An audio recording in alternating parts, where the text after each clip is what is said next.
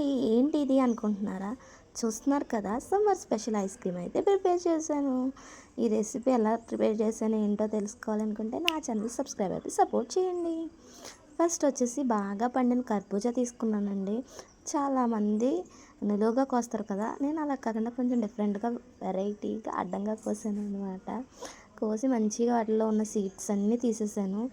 తీసేసి వీటిని మంచిగా స్పూన్ పెట్టుకొని చిన్న చిన్న ముక్కల కింద తీసేసానండి. ఇందులో పల్ప్ అంతా కూడా తీసేసుకొని మనం గుజ్జు అంతా కూడా మిక్సీ జార్లో అయితే వేసేసుకోవాలన్నమాట.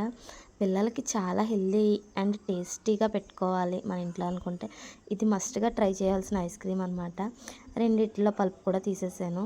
దీంట్లో కొంచెం డ్రై ఫ్రూట్స్ అయితే వేసుకున్నాను, బాదం, కాజు, ఇంకా స్వీట్ గురించి డేట్స్ పౌడర్ అయితే వేసుకున్నాను. ఇది మనకి మార్కెట్లో అవైలబుల్గా ఉంటుంది.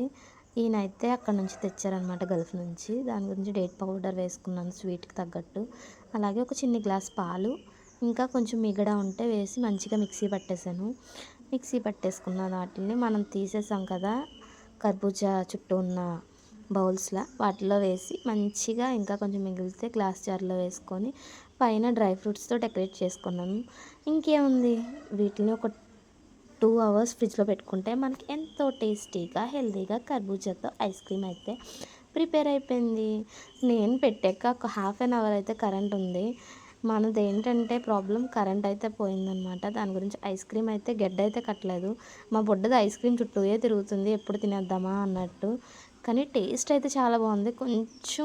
ఇంకా కొంచెం గడ్డ కట్టుంటే టేస్ట్ ఇంకా బాగుంది అనిపించింది ఐస్ క్రీమ్లా. ఇప్పుడు కూడా చాలా బాగుందని అన్నారు మా పిల్లలు. ఇంకేముంది, మీరు కూడా ఒకసారి ట్రై చేసి మీకు ఎలా వచ్చిందో కామెంట్ చేయండి. వీడియో నచ్చిందా లైక్ చేసి సబ్స్క్రైబ్. చిన్నమ్మ ఎలా ఉంది చిన్నమ్మ? బాగుందా? బాగుందా? ఇది మరి మనం చేస్తే అలానే ఉంటుంది.